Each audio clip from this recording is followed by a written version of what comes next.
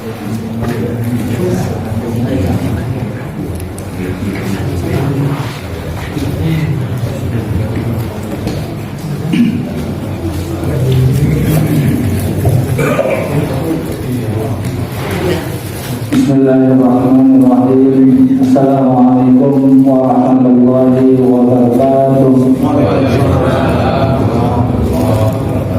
Alhamdulillahirabbil alamin wa bihi nasta'inu ala umuri dunya wad din. Wassalatu wassalamu ala asyrofil anbiya'i wal mursalin wa ala alihi wa sahbihi ajmain. Rabbi shrah li sadri wa yassir li amri wa hlul 'uqdatam min lisani yafqahu qawli. Amma ba'du. Pertama-tama marilah kita panjatkan puji dan syukur kehadirat Allah Subhanahu wa taala yang alhamdulillah pada malam hari ini kita masih diberikan kesehatan, panjang umur, bisa thalabul ilmi.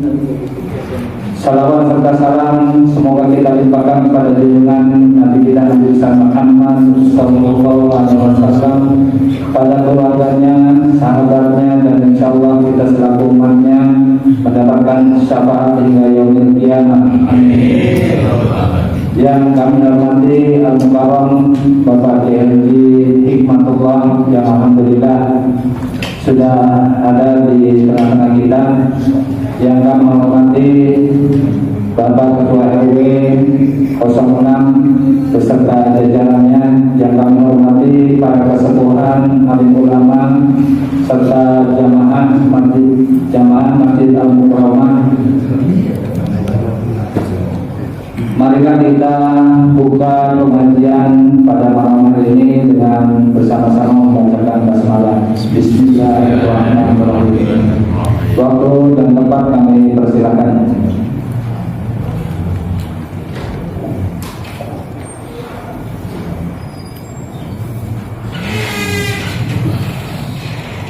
Assalamualaikum warahmatullahi wabarakatuh.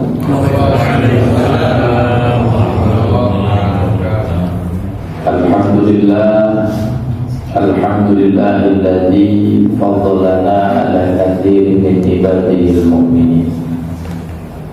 Wassalatu wassalamu ala asyrafil anbiya'i wal mursalin, Sayyidina wa habibina wa syafi'ina wa maulana Muhammadin sallallahu alaihi wasallam wa ala alihi wa sahbihi ajma'in, amma ba'du. Faqad qala Allah ta'ala fi kitabihil karim, a'udzu billahi minasyaitonir rajim, bismillahirrahmanirrahim. Allahu latifun bi'ibadihi yarzuqu man yasha' wa huwal qawiyyul 'aziz. Shadaqallahul 'azim. Para jamaah Masjid Al-Mukarramah yang dimuliakan Allah Subhanahu wa taala. Puji syukur kehadiran Allah, alhamdulillah. Pada saat malam hari ini kita sama-sama masih diberikan kesempatan oleh Allah bertatap muka, bermuajahah dalam rangka berthalabul ilmi, dan kesempatan malam hari ini kita pun sudah melaksanakan salah satu kewajiban, yakni sholat maghrib secara berjamaah. Sholawat dan salam semoga Allah tak melimpah curahkan atas baginda Nabi Muhammad sallallahu alaihi wasallam. Para jamaah sekalian yang dimuliakan Allah, pada kesempatan malam yang mulia ini, pada kesempatan berthalabul ilmi malam hari ini, dan kita insya Allah syukurnya kita malam hari ini sudah memasuki hampir pertengahan di bulan Sya'ban. Semoga di bulan Sya'ban ini menjadi momentum kita memperbaiki lembaran-lembaran rapor ataupun amal perbuatan kita yang memang kelak nanti di pertengahan nisfu Sya'ban rapor amal kita akan dilihat oleh Allah dan akan dilaporkan oleh malaikat kepada Allah dalam perjalanan 1 tahun kita ibadah kepada Allah. Mudah-mudahan nanti di pertengahan bulan Sya'ban rapot amal perbuatan kita dalam keadaan baik. Amin ya Allah ya Rabbal Alamin. Para jamaah sekalian yang dimuliakan Allah, ada satu ucapan Sayyidina Ali karramallahu wajhah. Beliau mengingatkan kepada kita bahwa kata beliau, ketika engkau mencari ilmu dan ulangilah ilmu tersebut sampai 1000 kali. Ini satu tanda bahwa lebih penting mengamalkan daripada mencari. Kenapa Sayyidina Ali karramallahu wajhah mengingatkan bahwa ketika kita mendapatkan satu ilmu, maka ulangilah sampai 1000 kali. Saking khawatirnya ilmu yang didapatkan belum diamalkan. Makanya beliau Sayyidina Ali karramallahu wajhah mengajak kepada kita sebagai umat baginda Nabi Muhammad sallallahu alaihi wasallam bahwa beliau mengingatkan ketika kita mendapatkan satu ilmu, maka ulangilah ilmu tersebut sampai 1000 kali. Isi pandangan daripada ucapan Sayyidina Ali, satu, agar kita bisa mengamalkan ilmu tersebut. Yang kedua, hikmahnya adalah kita tidak sombong dengan kebanyakan ilmu. Karena kalau kebanyakan ilmu tapi tidak diamalkan, ini yang sangatlah rugi bagi kita yang punya ilmu. Kalimat wa ma 'alaina illal balagul mubin.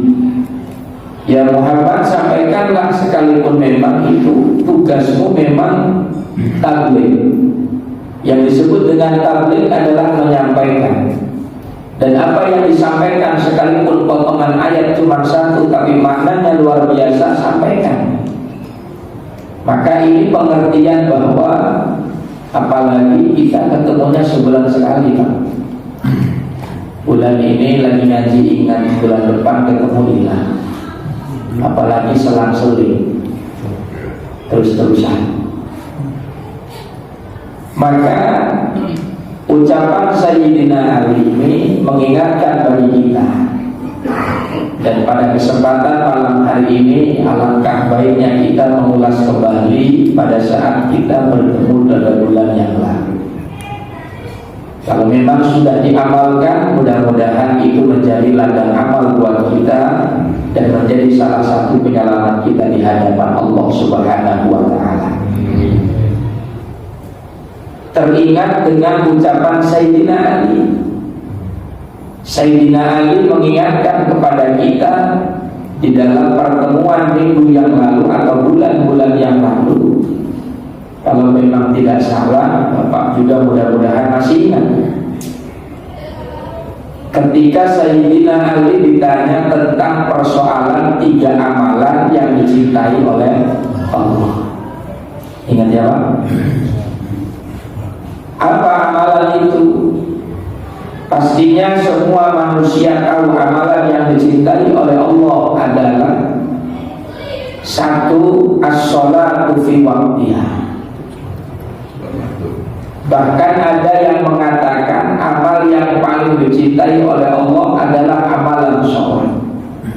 Tapi ada amalan yang dicintai oleh Allah ketika kita melaksanakan sholat tidak tepat waktu, maka sholat kita tidak pernah dicintai oleh Allah.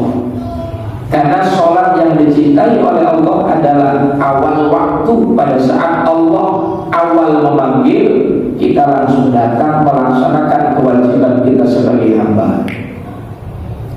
Tapi Sayyidina Ali berbeda. Para kalangan sahabat bahkan tabi'in, ulama-ulama ahli fuqaha, ketika ditanya tentang 3 hal, adakah hari yang terbaik, adakah bulan yang terbaik, dan adakah amalan yang terbaik. Hari yang terbaik menurut kaum ulama bahkan para tabi'in adalah yaumil Jumat. Bulan yang terbaik adalah bulan Ramadan. Dan amalan yang terbaik adalah sholat tepat waktu. Tapi Sayyidina Ali memberikan jawaban yang berbeda dengan para tabi'in, para ulama dan para sahabat. Beliau mengatakan bahwa lau su'ila ulama al-hukama wal fuqaha minal masyriq ilal maghrib la ajabu bimisli ma ajaba bihi Ibnu Abbas illa ana. Kalau seandainya beberapa qaul ulama ahli hukum, ulama ahli fikih, masyriq wal maghrib, kalau ditanya tentang tiga hal tadi, hari yang terbaik, bulan yang terbaik, amalan yang terbaik, semua la ajabu bimisli ma ajaba bihi, yakni jawabannya pasti sama semuanya. Hari Jumat, bulan Ramadan, sholat tepat waktu. Illa ana, kecuali saya, kata Sayyidina Ali. Kenapa beliau mengatakan berbeda? Karena pandangan beliau hari yang terbaik, bulan yang terbaik, dan amalan yang terbaik itu bukan itu. Inna khairal a'mal ma yaqbalullahu ta'ala minka. Amalan yang terbaik, kata Sayyidina Ali, adalah amalan yang diterima oleh Allah Subhanahu wa ta'ala. Jadi amalan yang terbaik, amalan yang dicintai oleh Allah, dan amalan itu menjadi prioritas tertinggi adalah amalan yang dicintai oleh Allah Subhanahu wa ta'ala. Sawa'un kanat qalilatin aw katsirah. Amal itu sedikit atau banyak. Jadi kalau kita ditanya tentang persoalan amal, apa sih amal yang dicintai oleh Allah? Amal yang dicintai oleh Allah adalah amal yang diterima oleh Allah. Makanya Sayyidina Ali berbicara gamblang, mana amal yang dicintai oleh Allah, amal yang terbaik. Inna khairal a'mal, sebaik-baiknya amal adalah amal yang dicintai oleh Allah Subhanahu wa ta'ala, dan amal tersebut diterima oleh Allah Subhanahu wa ta'ala, sekalipun sedikit ataupun banyak. Tapi persoalannya, bagaimana cara amal kita diterima oleh Allah Subhanahu wa ta'ala. Landasannya apa? Wa ma umiru illa liya'budullah mukhlishina lahu din. Itu landasan kita. Tidak ada perintah yang diperintahkan oleh Allah kepada hamba-Nya ketika ibadah kalau tanpa dilandasi dengan mukhlisin, dengan keikhlasan. Maka keikhlasan ini tidak ada yang tahu kecuali Allah Subhanahu wa ta'ala. Makanya banyak ketika nanti kelak di akhirat banyak umat Muhammad yang miskin amal, banyak umat Muhammad yang menangis ketika ditanya tentang persoalan amal, maka amal itu tidak ada sama sekali di tangannya. Kan persis waktu itu saya ceritakan dalam kitab Mukashafatul Qulub, karena Imam Al-Ghazali di situ, kata Imam Al-Ghazali meriwayatkan satu cerita riwayat yang fakta.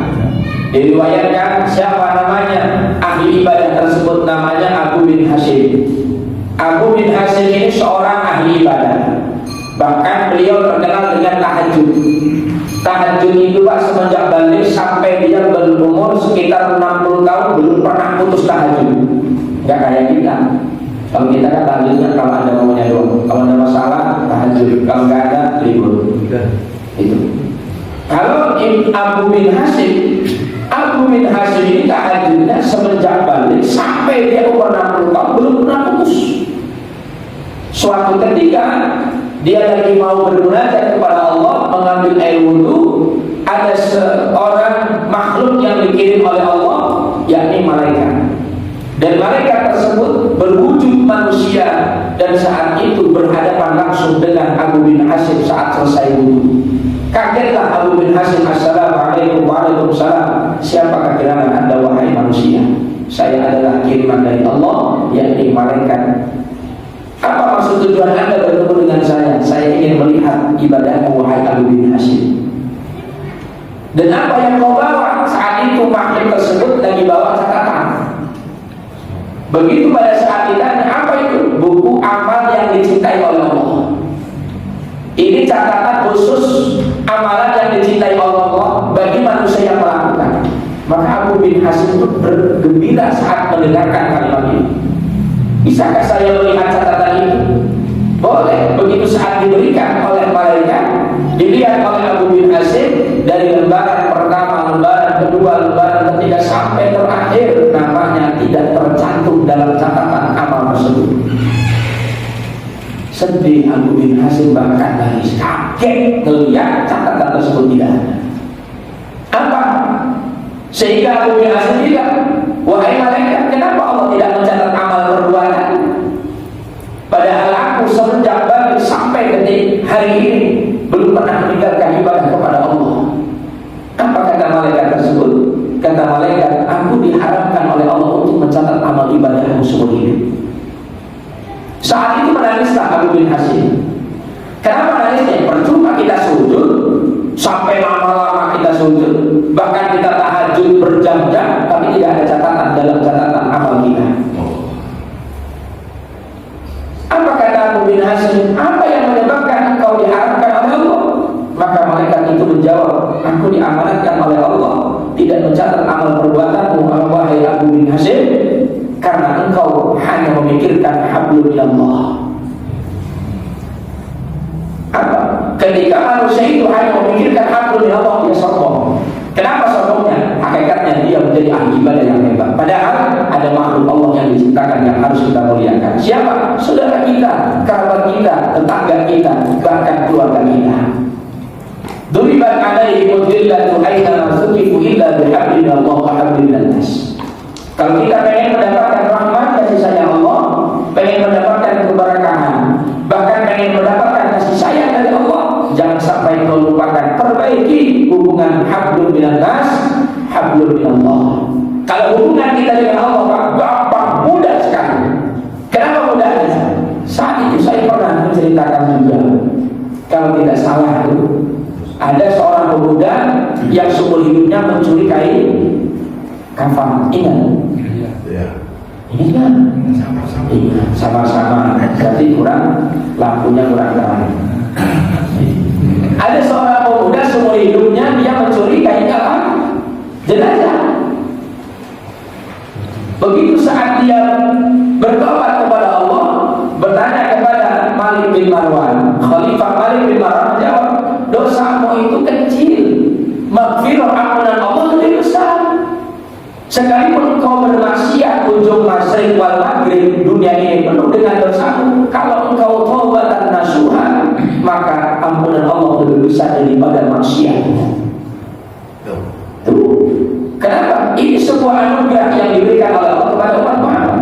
Bahkan dialognya Allah dengan malaikat Jibril, sampai Jibril menyampaikan kepada baginda Muhammad tentang masalah apa? Tentang masalah ampunan dosa yang diberikan oleh Allah kepada umat Muhammad.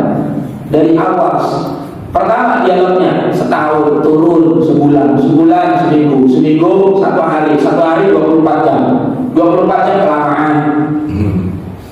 Sampai dialognya dari Muhammad berkata, ya Jibril, saya sedih dan saya memikirkan apa Muhammad? Umatku kelak nanti dia bermaksiat kepada Allah. Sejauh mana dan berapa lama Allah akan mengampuni dosanya manusia tersebut, umatku, ketika dia bertobat kepada Allah sebelum meninggal? Setahun sebelum meninggal dia tobat, aku terima. Kata Allah, sampaikan kepada Jibril, disampaikan kepada Nabi Muhammad. Apa kata Nabi Muhammad? Beri kelamaan. Tanggal 1 Januari dia tobat, takut tanggal 1 Desember setahun kemudian, sebelum setahun dia maksiat lagi. Kelamaan. Minta kepada Allah keringanan sampai berapa? 1 bulan sebelum meninggal dia tobat, aku terima. Dan tanggal 1 tobat, tanggal 29 dia maksiat.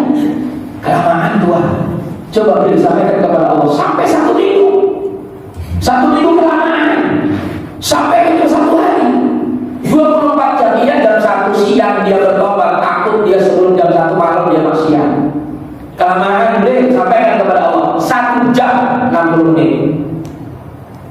Jadi Muhammad, Allah menyampaikan 1 jam dia sebelum meninggal dia maksiat, dia tobat kepada Allah, masih diterima oleh Allah Subhanahu wa taala tobatnya. Ya Allah ya Rabbi, Pak, sampai segitunya Rasulullah kepada kita meminta keringanan tentang pertobatan kita. Giliran kita membela agama Rasulullah, gak ada yang mati. Habis-habisan uangnya untuk membela agama baginda Nabi Muhammad SAW, agama Allah, gak ada. Rasulullah membela kita di hadapan Allah sampai mati-matian, Pak.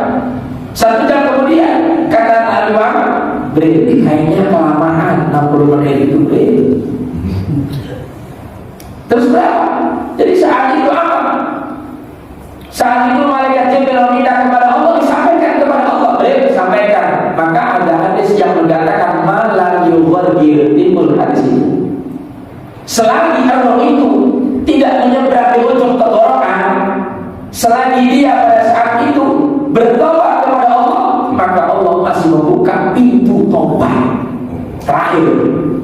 Selagi rohnya sebelum lewat tenggorokan. Kata orang, mendingan tobatnya saat sekarang Ustaz ya. Iya, kalau bisa. Lah mending mikirin tobat, mikirin sakitnya kita sekarang dari mau gimana? Makanya inilah keagungan umat Muhammad. Apalagi di bulan Sya'ban, bulan hebat. Ya, jadi inilah memang tandanya Rasulullah cinta terhadap kita sampai dosa kita pun seperti itu. Makanya jangan sampai kita ini menganggap hanya sebatas memikirkan hamdul minallah, tapi tidak memikirkan hamdul minannas. Kalau sama Allah mau mudah, tubuh ilallahi taubatan nasuha. Mau maksiat dan mau apa kita tobat, itu diterima sama Allah. Yang sulit apa? Hamdul minannas. Apa hamdul minannas yang sulit? Benci sama orang. Sampai kapanpun kalau masih benci, buat apa sulitnya? Itu aja, udah karakter kita. Dalam artian apa? Kenapa? Iblis diusir oleh Allah dari surga. Satu, sombong, merasa benar. Timbulnya apa? Benci kepada siapa? Nabi. Ada kebencian iblis, kesombongan iblis menjadi malapetaka dirinya ketika dianggap oleh Allah dia itu makhluk yang paling tunduk kepada Allah. Bahkan dia bisa sujud 1000 tahun tanpa berhenti sujudnya kepada Allah. Gara-gara cuma satu hal, cuma sombongan doang itu, kesombongan dia sebagai makhluk Allah. Maka ini lagi saya kaitkan amal ini, kita kaitkan di bulan Sya'ban dalam kitab namanya Kitab Al-Ghuniyah karangan Syekh Abdul Qadir Jailani fi Fadilatis Sya'ban. Syekh Abdul Qadir Jailani mencatat dan menukil kitab tersebut ada riwayat hadis yang sahih. Apa? As-Sya'ban yarfa'ul a'mal al-ibad indallah fi hadhihi al-lail ya Muhammad. Di awal hadisnya bahwa hari ini dan malam ini adalah malam di mana Allah akan melihat catatan amal perbuatan hamba-hambanya. Kapan itu? Nisfu Sya'ban. Catatan kita mau dilihat sama Allah dalam setahun, bulan Sya'ban yang lalu sampai bulan Sya'ban yang sekarang. Ini catatan ini modelnya apa? Kenaikan kelas. Contoh, bapak punya anak, pada saat fasilitas sekolahnya difasilitasi oleh bapak, dituruti. Pas sekolahnya bawa motor boleh nggak? Boleh. Ini bawa kuncinya mana? Seluruh bawa motornya. Boleh ikut eskul pak? Boleh. Pulangnya sore, tapi tambahan jajannya boleh tambahin? Boleh. Kami.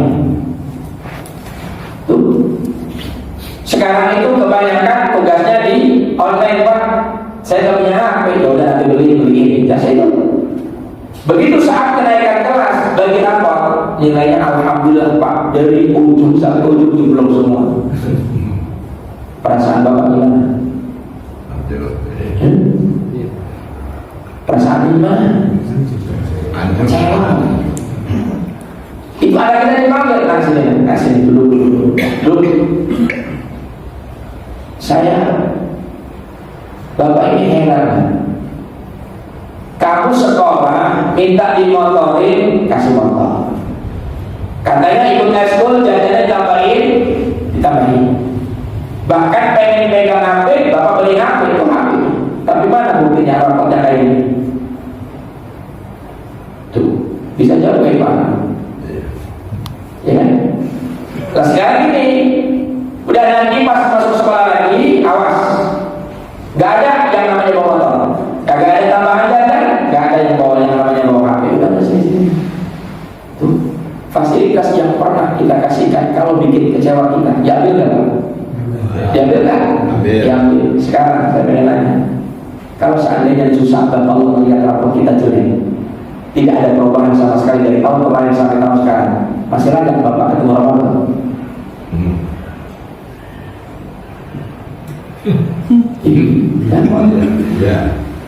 Masih layak. Kalau kita ukur dengan kisah yang namanya siswa itu gak bakal layak naik kelas kalau nilainya jelek. Makanya kenapa Rasulullah mengatakan bahwa adanya rapor amal perbuatan manusia di bulan Sa'ban dan pertengahan. Kenapa nggak di ujung? Nggak di ujung Sa'ban, kenapa di pertengahan Sa'ban? Allah memberikan kesempatan kepada hambanya mana yang layak dan mana yang persiapan. Untuk apa itu? 15 hari kemudian setelah kita raportnya dilihat oleh Allah SWT.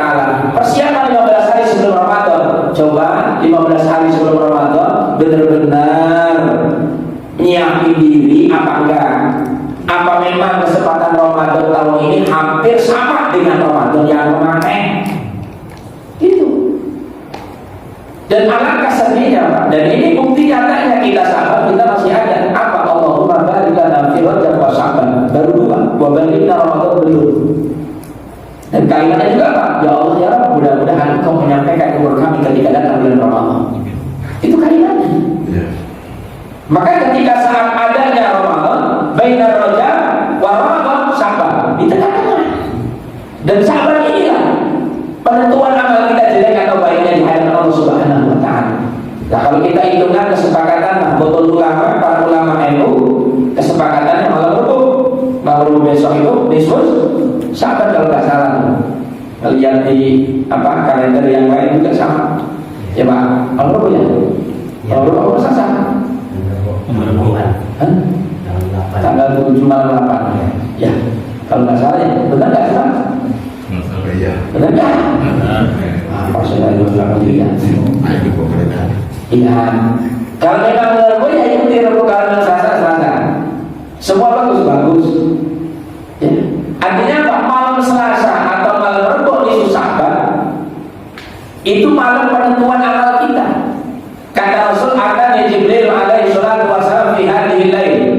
Pada saat itu datangnya Jibril kepada saya untuk apa? Membangunkan saat itu posisi saya lagi tidur. Qum rasaka ya Muhammad wa yadaka ila sama. Ya Muhammad bangun Muhammad wa yusalli raka'ataini. Salat 2 rakaat. Wa yadaka ila sama, angkat kedua tanganmu di hadapan Allah Subhanahu wa taala. Ya Jibril, kau membangunkanku. Kenapa? Ya Muhammad, hadhihi lail tuftahu abwaab as-sama wa tuftahu abwaab ar-rahmah. Malam hari ini adalah malam di mana Allah membuka pintu rahmat dan membuka pintu langit. Semua untuk siapa? Untuk umat Muhammad. Itu sahabat. Makanya dalam ucapan Abu Bakar bahwa bulan Sya'ban adalah bulan di mana Allah menurunkan ampunan dosa kepada seluruh umat manusia. Saat itu bulan penentuan amal. Bisa dikatakan bulan nisfu Sya'ban, Lailatul Barokah, malam pembebasan amal. Tuh. Makanya banyak melalaikan bulan Sya'ban, Pak. Kenapa lalainya? Karena yang dibikin Ramadan. Sya'ban dilangkah. Habis Rajab, kita kadang-kadang nggak fokus ke Sya'ban, fokusnya ke Ramadan. Persiapan bekal Ramadan. Tapi berbekalan di bulan Sya'ban kita lupakan. Padahal bulan Sya'ban ini adalah bulan penentuan amal kita, baik atau tidaknya di hadapan Allah Subhanahu wa taala. Maka mayoritas ada di Cirebon, mayoritas umat muslim isi kemuliaan malam nisfu Sya'ban. Ada yang nanya tuh, Ustaz, kalau di Cirebon kan mayoritas kalau malam nisfu Sya'ban bacanya baca surah Yasin. Ditanya lagi, kenapa harus surat Yasin? Jawab Pak. Jawab. Kan surat dalam Al-Quran kan suratnya banyak, 114 surat. Kalau diganti sama puluh 3 kali Pak, gimana? Kira-kira gimana tuh? Umpama aja puluhnya 3 aja, saya mah yang cuma kebanyakan. Gimana tuh Pak? Oh di rumah. Iya, kan gitu ya. Soalnya ada yang nanya, Ustaz, gimana? Kan surat Al-Quran itu banyak 114 surat, kenapa masih surat Yasin? Itu kaji Pak dalam kitab tafsir Yasin. Ya, ada dalam kitab tafsir Yasin. Kitab tafsir Yasin dikatakan di situ, qala Nabi sallallahu alaihi wasallam. Kata Rasul bilang ini, surah di dalam Al-Quran yang pernah dibaca oleh Allah selama 2000 tahun adalah suratul Yasin. Sebelum Allah menciptakan bumi sama langit, Allah yasinan 2000 tahun. Kita udah berapa kali yasinan? Berapa tahun Pak? Berapa tahun? Baru juga ngomong berapa? Baru juga itu 70, 60, 50 tahun Allah baca Yasin sebelum menciptakan bumi dan langit selama 2000. Bacaan siapa? Baru juga seberapa kali baca Yasin udah ngengek. Bosan Yasin mah sombong. Makanya dikatakan dalam sebuah hadis yang sahih, Yasin adalah qalbul Quran, diagungkan oleh Allah. Lah kan banyak surah Yasinnya, kenapa masih Yasin yang dipilih? Sekalipun memang itu alasannya, bisa Allah. Baju kita itu di lemari banyak wajib, ya kan? Ya. Tapi di antara baju itu masih ada yang disenangi, benar kan? Ya. 114 surat senang semua saya, tapi ada yang lebih disenangi apa? Yasin. Cepat hafal, cepat nyantol. Coba kalau Bapak yang ngapal surat Al-Baqarah, coba, benar kan? Katanya itu aja udah. Soalnya pernah ada yang nanya sama saya dan mau protes, kenapa sih bosan setiap minggu Sabat harus surat Yasin? Iya itu. Bahkan dalam hadis yang lain, man qara'a surat Yasin marratan, barang siapa yang membaca surah Yasin satu kali sampai akhir Yasin sampai wa ilaihi turja'un, itu sama halnya kita diberikan pahala menghatamkan Al-Quran 10 kali hataman.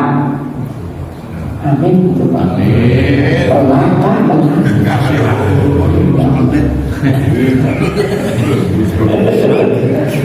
Ini jadi surah Yasin itu 1 kali 10 kali hataman. Apalagi kalau itu sahabat, makanya diisi dengan di awal itu sahabat 3 kali. Biar apa? Biar lembaran terakhir itu penuh dengan kebaikan.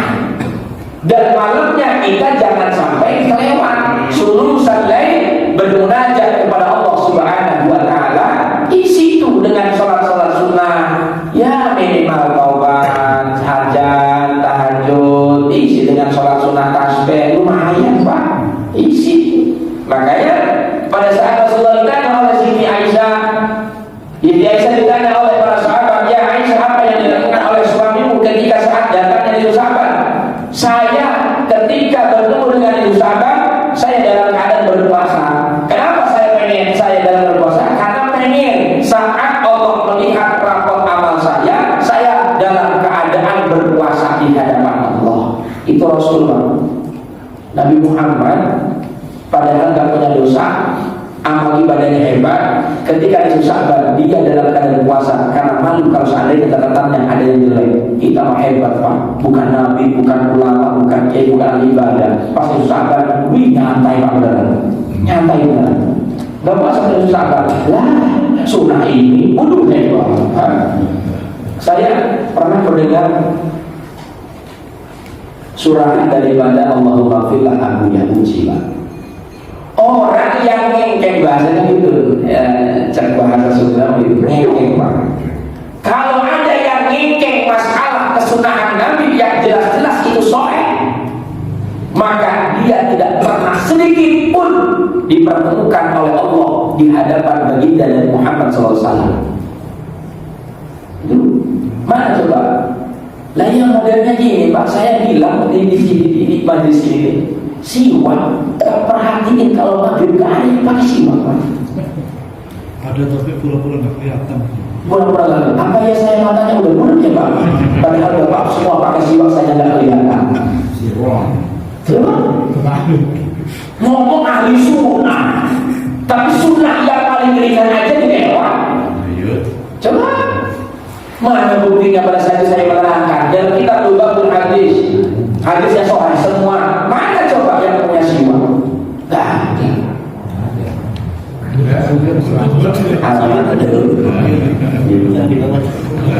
Ada yang ngomong gini, Ustaz, bolehkah diganti siwak itu dengan sikat gigi? Kan udah sikat gigi sebelum sholat. Gak ada. Gak ada kalimat bahwa sunnah pakai sikat gigi dapat pahala. Beda. Yang dikatakan oleh Rasulullah, sholat rakaatain, sholat 2 rakaat pakai siwak, disiwakin dengan memakai siwak. Umpama kita sholat 2 rakaat pakai siwak, pada saat pakai siwak 2 rakaat itu lebih afdol daripada ada sebelahnya sholat 70 rakaat. Untuk apa? Itu saking makanya Muhammad khawatir biarlah kita umurnya pendek tapi setara dengan pahala amalnya umurnya umat Nabi Daud, umat Nabi Nuh yang ratusan ribu tahun. Kita umur 63 tahun nggak bisa menyamakan umat mereka. Makanya itu manfaatkan selagi memang kan orang itu kadang kalau sudah menyepelekan hal yang ringan tapi benar-benar itu sunnah, dia bakal kelamaan bisa menyepelekan kewajiban. Sampai ibarat apa? Kalau dia menyepelekan dosa kecil, suatu saat dia akan menyepelekan dosa itu usul fikih. Makanya ada orang yang menyepelekan sunnah, ujung-ujungnya sunnah yang beneran kadang-kadang disepelekan, ujung-ujungnya wajib lewat wajib. Bentar doang, dikit doang, benar. Ini dikit doang, udah. Ini yang dikatakan oleh baginda Nabi Muhammad SAW.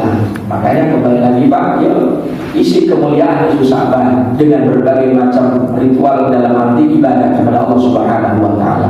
Bahkan dalam hadis yang lain dikatakan seperti ini. Ketika Allah meneliti rapor amal kita dalam setahun, dan saat itu Allah pun memberikan ampunan dosa bagi seluruh umat Muhammad di saat malam itu sabar.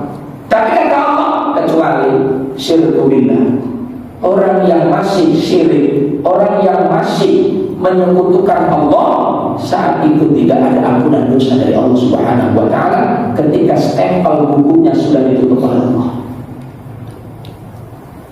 Siapa lagi yang tidak diampuni oleh Allah Subhanahu Wa Taala di malam itu sabar?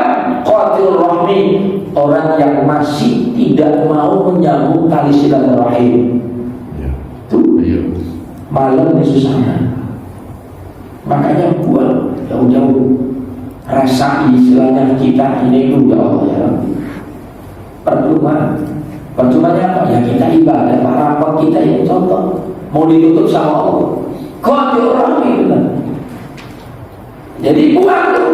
Ayo kita perbaiki, buang jauh-jauh. Apalagi bapak, mana yang paling dekat? Kita dengan istri kita, dengan kerabat kita, dengan tetangga kita, dengan saudara-saudara kita. Ya, jangan pernah ada permusuhan, jangan sampai ada perselisihan. Memang perselisihan itu ada di dalam diri manusia, tapi jangan jadikan itu pertengkaran, bahkan jadi permusuhan sampai berabad-abad, sampai mati kita nggak mau saling memaafkan. Siapa kita dan siapa mereka? Itu Bapak adalah makhluk Allah, saya adalah makhluk Allah. Ketika saling berhadapan, kenapa? Fa'aslihu baina akhawayni. Sebaiknya kita saling mendamaikan diri, jangan nunggu didamaikan. Kalau nunggu didamaikan, ibarat anak kecil dengan anak kecil rebutan lato-lato. Begitu bapaknya berdamaikan ada, kamu kenapa? Itu direbut. Ya udah saya main aja apa namanya teman-teman, mana kakaknya, mana. Itu Pak, kita udah gede Pak. Mau beli lagi tadi Pak, udah Pak. Udah semua masa pengen didamai, ya kan? Itu mau sampai kapan kita mau didamai terus? Dalam artian ini yang terjadi ya. Siapa lagi orang yang tidak diampuni dosanya oleh Allah saat malam susah Pak? Selain itu akan berarti akil walidain, anak yang masih durhaka sama orang tua. Kalau malam hari itu dia tidak pernah bertobat dan minta maaf kepada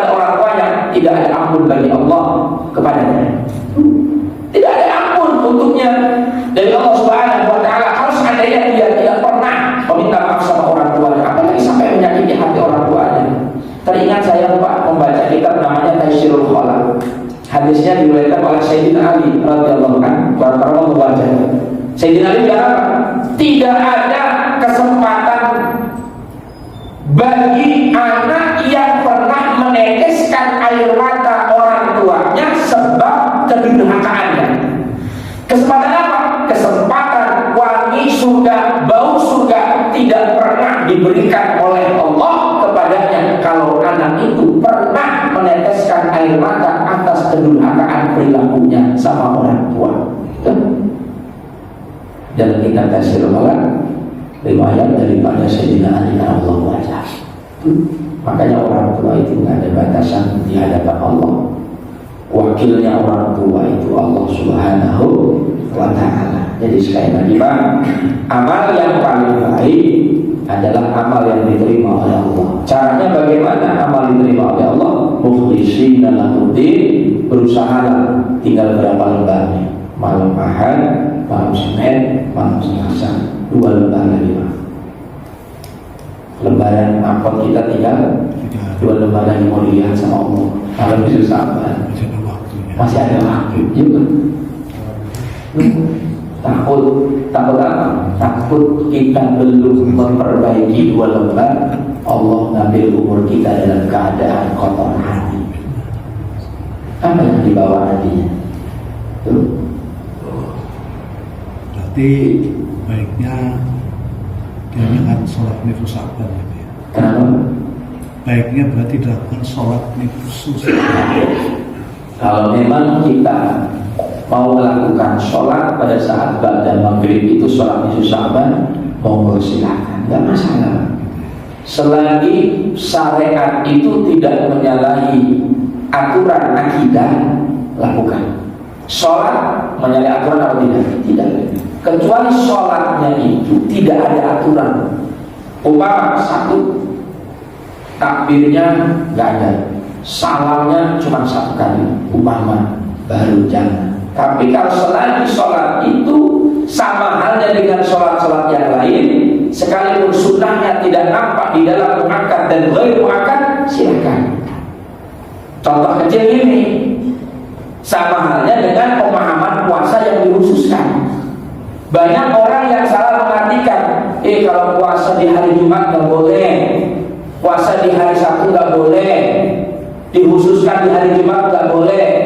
Saya pengen nanya, kalau seandainya Allah mentakdirkan baginda Nabi Muhammad lahirnya hari Jumat, puasanya hari apa kira-kira beliau? Pak, boleh. Kalau Rasulullah mengkhususkan hari Jumat, ada yang bilang nggak boleh. Lah bapak umpama lahirnya hari Jumat, pengen kayak Rasulullah harinya hari Senin dilahirkan oleh orang tuanya. Dia puasa, beliau puasa tuh. Kenapa? Memuliakan hari kelahirannya. Bapak dilahirkan hari Sabtu, mengkhususkan di hari Sabtu untuk puasa. Ranah tidak bolehnya di mana? Katanya sunnah Rasul, mengikuti jejak Rasul. Karena itu kadang-kadang saya salah arti. Ada orang yang masyarakat jangan nggak boleh dalam hukum bahwa mengkhususkan puasa di hari tertentu. Betul kan? Lah Rasulullah apa? Rasulullah SAW mengkhususkan hari tertentu untuk berpuasa. Tujuannya memuliakan kelahirannya dan di hadapan Allah dia bersyukur di hari Senin. Lah bapak dilahirkan hari Minggu. Puasa di hari Minggu khusus itu apa? Hari kelahiran. Nggak boleh bapak? Boleh nggak? Boleh. Nah, katanya kan kita mengikuti jejak Rasulullah, mengikuti sunnah Rasulullah. Rasulullah Senin, lah kalau Senin sama Senin. Ini masalahnya hari Minggu, masa masalahnya hari Senin? Kan gitu ya. Makanya kenapa hari Senin? Beda lagi. Kalau kita puasa sunnah hari Senin, hari Kamis, Allah melihat rapot amal kita dalam seminggu 2 kali. Kapan? Setiap Senin, setiap Kamis. Maka kata Rasulullah, kalau kalian pengen dilihat oleh Allah rapotnya dalam keadaan baik, puasalah. Tuh, hadisnya itu. Dalam setahun, mana? Sya'ban.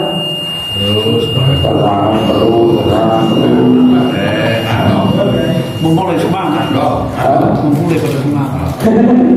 Nih, Sya'ban tuh, kalau setahun jadi Sya'ban. Tapi kalau saat apa harian, apa Senin sama Kamis, itu malaikat melaporkan di hadapan Allah Subhanahu Wa Taala. Dilihat sama Allah. Makanya Rasulullah dalam keadaan puasa, pas dari Senin hari lahir, Kamis beliau puasa. Makanya Rasulullah menjadikan sunnah akadnya Rasul Senin Kamis seumur hidup. Rasulullah tidak pernah telat puasanya. Nah kita yang mau bersilakan, gitu ya. Jadi intinya malam itu sahabat kita muliakan. Pada maghrib kalau memang program DKM Al-Mukarramah pada shift 3 kali jangan pernah ditiadakan. Lanjut, nggak masalah. Coba. Ya kita tadi itu baca Yasin. Habis itu baru selesai Yasin ketemu Isya. Kalau bisa nanti saya mau ikut sama ketua DKM. Kalau pada saat malam itu sahabat setelah Yasinan ada waktu. Kalau memang saat itu waktunya mepet di Isya, setelah Isya, sebelum Isya diumumkan, Pak nanti habis Isya tolong jangan sampai bubar dulu. Kita afu bil afi, saling memaafkan di malam puncak Yesus sabar. Betul lah? Jadi saling memaafkan. Ucapan dengan hati samakan. Jangan sampai ucapan kita ngomong maaf dan meminta maaf, tapi hati belum bisa memaafkan. Ya hati kita mau dimanakan. Selama saya keliling di bulan Syaban ini Pak, di pengajian manapun mau bapak-bapak mau ibu-ibu tetap saya menitipkan itu afu bil afi. Apa? Sebelum nanti datang Ramadan. Ramadan itu bulan suci Pak. Jangan pernah kotor kesucian Ramadan dengan hati kita yang kotor, dengan dosa kita yang kotor. Karena Ramadan itu suci. Wali kota mau datang ke Al-Mukarramah dari cek masjid dicek, got bersih, rumput gak ada. Itu wali kota yang datang. Tapi kan gak ada efek di akhirat mana.